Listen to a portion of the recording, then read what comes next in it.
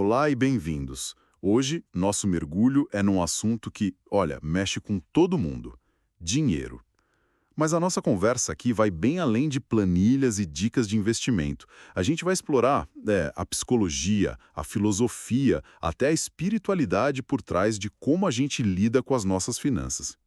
E para guiar essa exploração, a gente tem na mesa três livros bem diferentes. Primeiro, God and Money, de John Cortines e Gregory Baumer, que traz uma visão, assim, cristã moderna sobre riqueza. Depois, Money, Possessions and Eternity, do Randy Alcorn, que é um estudo teológico bem denso sobre finanças com olho lá na frente, sabe? Na eternidade. E, por fim, o Total Money Makeover Workbook, do Dave Ramsey, que é um guia super prático, bem direto ao ponto, para sair da dívida e construir patrimônio. Nossa missão aqui é extrair as ideias mais poderosas de cada um e tentar montar um mapa mental equilibrando segurança e economia e aquele impulso de ser generoso. E o que eu acho fascinante nessa combinação é como essas fontes, que partem de lugares tão distintos, uma super pragmática, as outras duas teológicas, no fim, elas acabam chegando em conclusões muito parecidas sobre a importância da intencionalidade. Todas elas nos forçam a encarar uma pergunta que a gente adora evitar. Afinal, para que serve o dinheiro na nossa vida? Ótimo ponto. Então vamos começar por aí, pela nossa cabeça. Antes de falar de número, vamos falar de como a gente se sente sobre dinheiro. O Dave Ramsey já começa o livro dele com uma provocação. Ele pede para a pessoa refletir se gosta ou não de falar sobre finanças. A tese dele é que se a gente evita o assunto, é porque provavelmente tem algum problema ali. E essa é a porta de entrada para tudo. Curtins e Baumer reforçam isso dizendo que existe um verdadeiro tabu do dinheiro, mesmo entre pessoas próximas. Para eles, não é um assunto secundário. A forma como lidamos com a riqueza é crítica para nossa relação com Deus. É um tema que expõe tudo, né? Nossas inseguranças, medos. Nossas prioridades reais. E tem uma frase do Alcorn que resume isso de forma brilhante. Ele diz que o dinheiro é um servo bom, mas um mestre terrível. E essa frase aponta direto para o grande vilão que todos os livros identificam, o materialismo. E essa ideia de mestre terrível é algo que o Alcorn detalha muito bem. Ele lista os perigos de deixar o materialismo tomar o controle.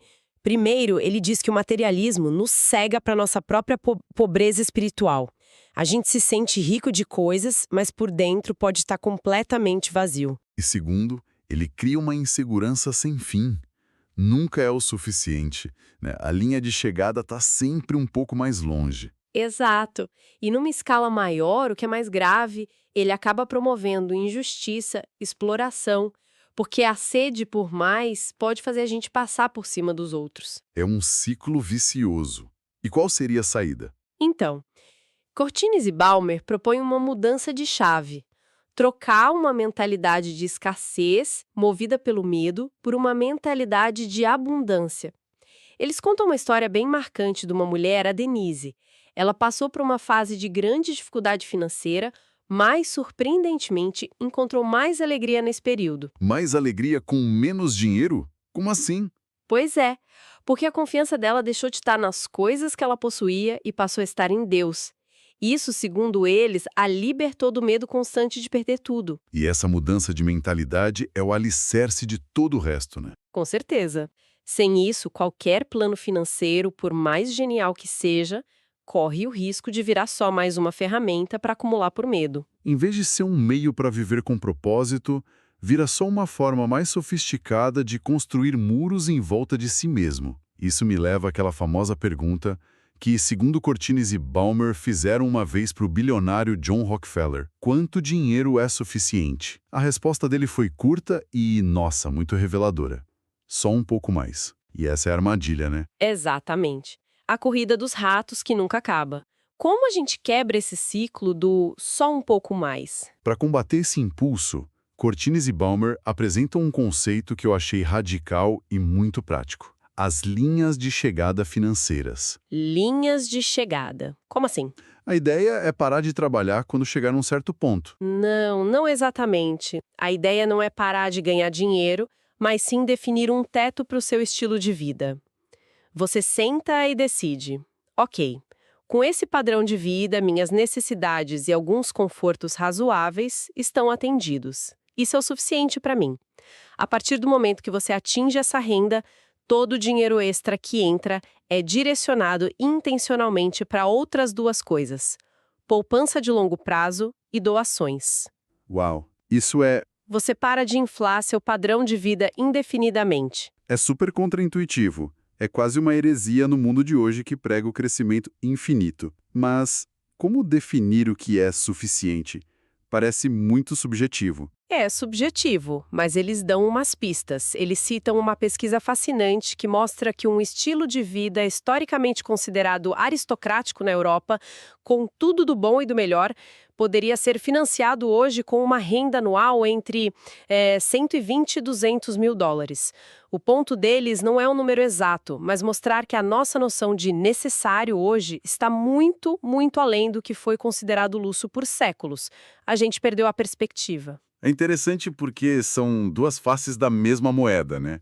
Cortines e Ballmer te dizem para definir o suficiente lá no topo, um teto.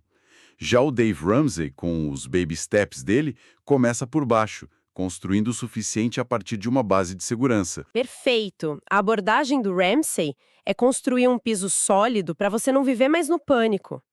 O famoso passo 1 dele é ter um fundo de emergência inicial de $1.000. É só para te segurar num imprevisto pequeno. Mas o passo 3, que vem depois de quitar as dívidas, é um fundo de emergência robusto, com equivalente a 3 a 6 meses de despesas guardado. Os dois sistemas querem te tirar da corrida dos ratos. Um pelo teto e o outro pelo alicerce. Ok, então temos essa base de segurança do Ramsey. Mas para construir essa base, a maioria das pessoas precisa lidar com dívidas primeiro. E é nesse ponto que as filosofias dos livros começam a bater de frente de um jeito bem interessante. O Ramsey é taxativo. Dívida não é uma ferramenta. Ponto final. Ele tem uma frase ótima. Você não pode sair de um buraco pegando mais emprestada. A abordagem dele é muito mais comportamental do que matemática. Ele sabe que, para a maioria, o problema não é a planilha, é o comportamento. Por isso, ele defende o método Debt Snowball, a bola de neve de dívidas. Você lista todas as suas dívidas, da menor para maior, ignorando completamente as taxas de juros. Espera um pouco. Ignorar as taxas de juros? Isso parece totalmente errado. Matematicamente, não faria muito mais sentido pagar primeiro a dívida com a taxa mais alta? Matematicamente, sim. E esse método é conhecido como avalanche.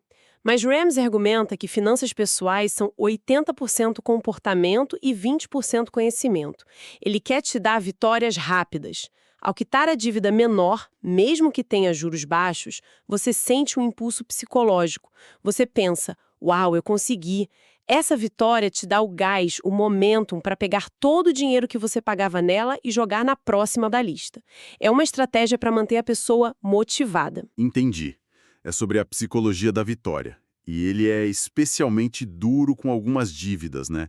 Financiamento de carro, por exemplo. Ele diz que um carro novo perde 60% do valor nos primeiros 5 anos. Então, pegar um empréstimo para isso é um desastre. Exato.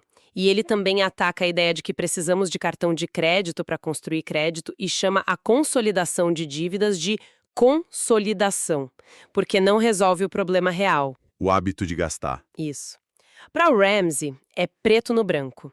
Já o Alcor, embora também veja a dívida como algo muito perigoso, tem uma visão um pouco mais contextual. Ele não dá uma regra inflexível, mas faz perguntas que nos forçam a olhar para o nosso coração, sabe? Será que essa dívida é uma forma de evitar depender de Deus? Ao mesmo tempo, ele reconhece que existem situações extremas. Um agricultor que precisa de empréstimo para safra, alguém que sofre um acidente e desemprego, onde a dívida pode parecer a única saída. Então a tensão é essa. Ramsey prega a abstinência total da dívida como um princípio universal. Já o Alcorn vê como algo a ser evitado a todo custo, mas que, em situações limite, pode ser usada com discernimento. É a diferença clássica entre uma regra rígida e um princípio orientador. Ramsey quer proteger as pessoas de si mesmas com uma cerca alta e clara. Alcorn confia que, com a mentalidade correta, uma pessoa pode navegar por águas complexas. o que pode ser bem desconfortável para quem só quer uma fórmula pronta. E depois de lidar com dívidas e construir essa base, todos os livros, mas especialmente os de Alcorn, Cortines e Baumer, dedicam um espaço enorme à generosidade. E o interessante é que não apresentam isso como um dever pesado, um fardo, mas como um caminho para a alegria. Totalmente. A base bíblica que eles trazem é muito forte.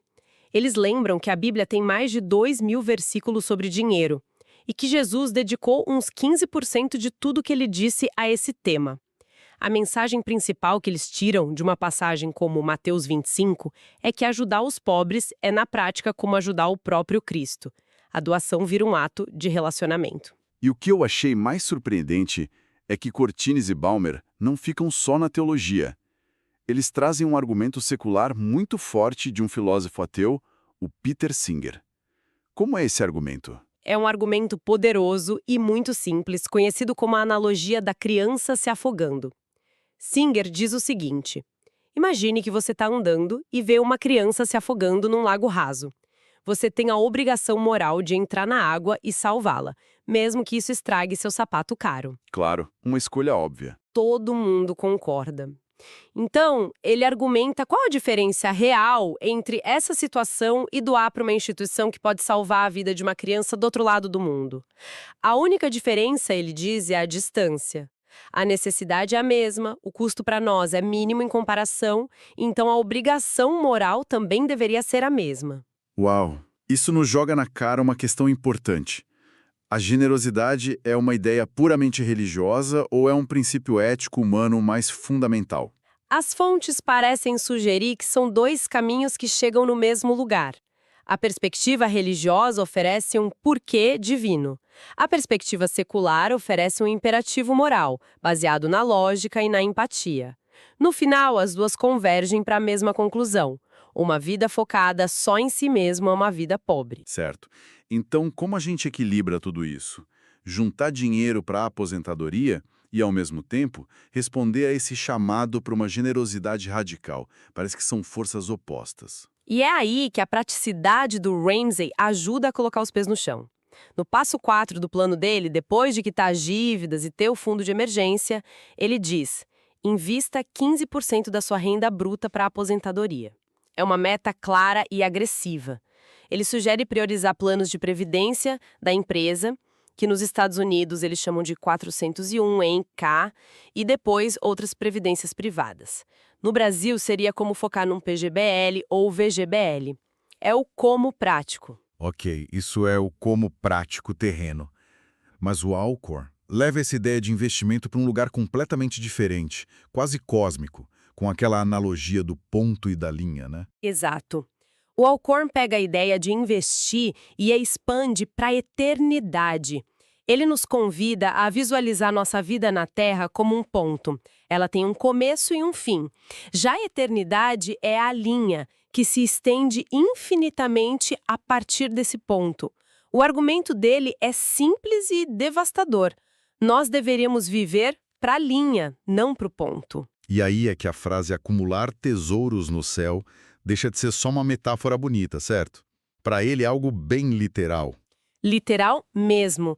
Para Alcorn é uma estratégia de investimento. Ele pega a famosa frase, onde está o seu tesouro, aí estará também o seu coração, e diz que isso não é só uma observação, é um manual de instruções.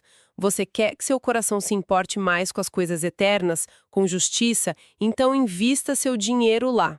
Doe para causas, ajude pessoas, seu coração vai seguir o seu dinheiro. Ele transforma a generosidade, que muitos veem como uma despesa, No melhor investimento possível, com retorno eterno. fazendo essa conexão, as duas perspectivas não se anulam, elas se completam. O Ramsey nos dá o como construir segurança financeira aqui na Terra e o Alcorn nos dá o porquê por trás de uma visão muito maior do que significa investir. Perfeitamente colocado. Uma perspectiva ancora a outra. A abordagem prática de Ramsey garante que a gente não seja irresponsável aqui e agora. E a visão de Alcorn nos impede de fazer do aqui e agora o nosso único Deus, redefinindo completamente o que significa ter um bom retorno sobre o investimento. Então, ao final dessa nossa conversa, olhando para essas três fontes, a gente vê temas que se repetem. A necessidade de ser intencional, os perigos do materialismo e a ideia de que o dinheiro é só uma ferramenta para um propósito maior. Mas a gente também vê tensões importantes.